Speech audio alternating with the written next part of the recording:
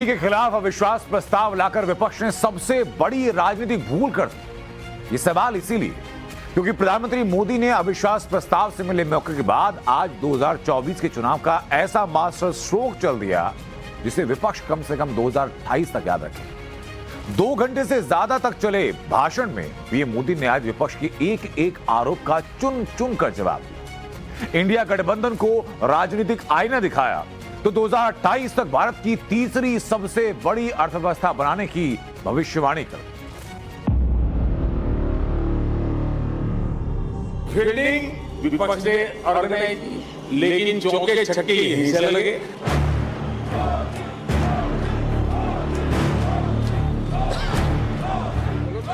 गुरु का गोबर कैसे करना उसमें ये माहिर है।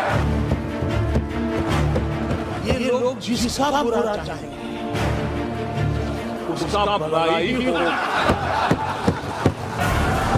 मणिपुर में देश के युवाओं के भविष्य की परवाह नहीं है, आपको अपने राजनीतिक भविष्य की चिंता। संसद में 2 घंटे 13 मिनट के भाषण में पीएम मोदी ने विपक्ष को चुन चुन कर जवाब दिया। अविश्वास प्रस्ताव पर जवाब देते हुए मोदी ने पूरे विपक्ष पर जमकर तीखे तंज कसे और इसी के साथ 2024 को लेकर बड़ा दावा किया। दावा ये कि 2024 में एनडीए पिछले सारे रिकॉर्ड तोड़कर सरकार बनाएगी। एक तरह से विपक्ष का अविश्वास प्रस्ताव हमारे लिए शुभ होता है।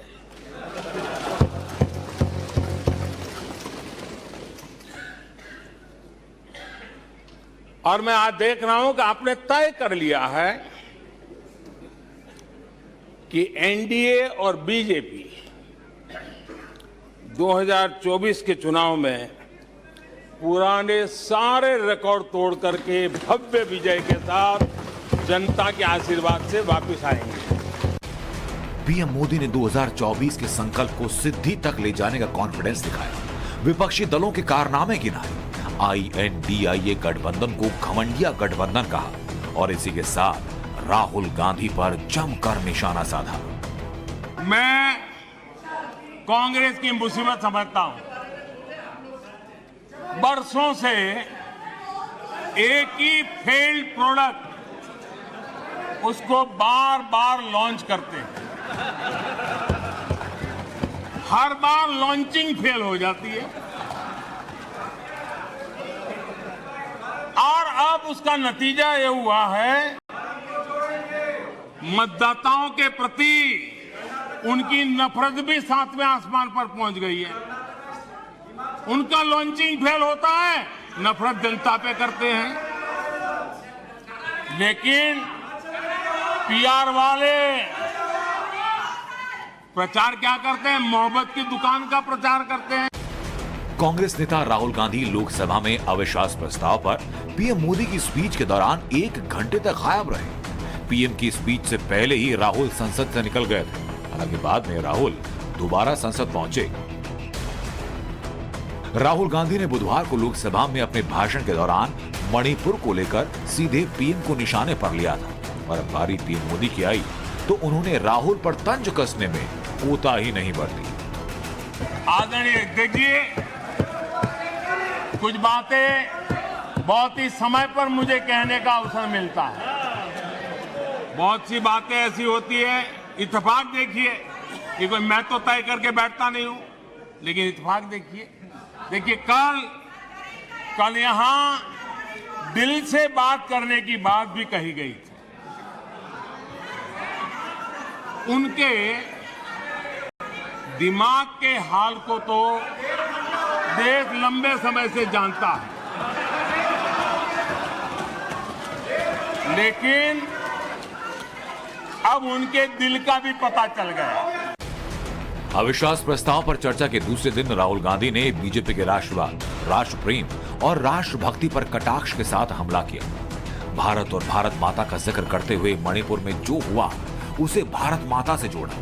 गुरुवार को भी संसद से बाहर जाते वक्त राहुल गांधी के निशाने पर बेशक मोदी सरकार थी, लेकिन जुबान पर भारत माता। Yes, apparently Bharat Mata is an unparliamentary word. Yes, apparently Bharat Mata is an unparliamentary word.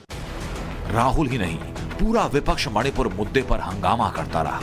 लेकिन बड़ी बात यह कि जब प्रधानमंत्री ने मणिपुर पर बात शुरू की, उससे पहले ही विपक्ष सदन से वॉकआउट कर चुका था।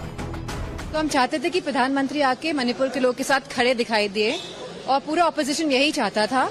एंड हम सभी प्रधानमंत्री के भाषण के लिए रुके, 2 घंटे तक हमने इंतजार किया, लेकिन एक भी शब्द आदरणीय प्रधानमंत्री जी से नहीं निकला। मणिपुर के साथ लोगों के साथ वो हमें खड़े दिखाई नहीं दिए, इसलिए पूरी ऑपोजिशन ने वॉकआउट किया है। इतने दिनों से विपक्ष मणिपुर कर रहा था, लेकिन जब मणिपुर पर पीएम के बोलने का टाइम आया तो विपक्ष लोकसभा से वॉकआउट कर गया। पीएम मोदी का भाषण शुरू होने के 1 घंटे बाद विपक्षी दलों ने वी वांट मणिपुर के नारे लगाए। लेकिन 90 मिनट के बाद विपक्षी सांसद सदन से वॉकआउट कर चुके थे। जिस विपक्ष ने इतने दिनों तक संसद में हंगामा करके कामकाज में रुकावट डाली, जिस विपक्ष ने सरकार के अहम बिलों पर चर्चा नहीं होने दी, हंगामे के बीच बिल पास हुए, उस विपक्ष के पास इतना धैर्य नहीं था कि वो पीएम का पूरा भाषण सुन पाता, मणिपुर पर पीएम के जवाब को सुन पाता।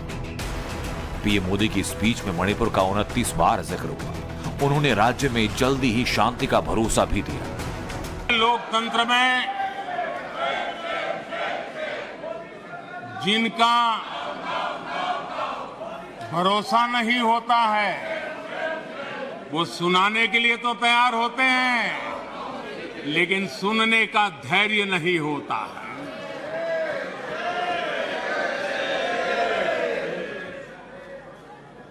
अपशब्द बोलो, भाग जाओ, कूड़ा कचरा फेंको, भाग जाओ, झूठ फैलाओ, भाग जाओ, यही जिनका खेल है। पीएम मोदी मानो तय करके आए कि वो इंडिया गठबंधन की सियासत को करारा जवाब देंगे। ऐसा ही हुआ भी। विपक्षी गठबंधन इंडिया का खेला होबे के प्लान को मोदी ने धोबी पछाड़ दिया। उनके एक एक शब्द विपक्ष पर तीर की तरह चुभने वाले थे। और वैसे तो ये लोग मुझे दिन रात कोसते रहते हैं, उनकी ये फितरत है। और उनके लिए तो सबसे प्रिय नारा क्या है? मोदी तेरी कब्र खुदेगी। मोदी तेरी कब्र खुदेगी। मोदी तेरी कब्र खुदेगी, ये इनकी पसंदीदा नारा है। लेकिन मेरे लिए इनकी ये गालियां, ये अपशब्द, ये अलोकतांत्रिक भाषा, मैं उसका भी टॉनिक बना देता हूं। अविश्वास प्रस्ताव पर पीएम मोदी के तेवर देखकर विपक्ष को एहसास हो गया कि उसने सबसे बड़ी राजनीतिक भूल कर दी।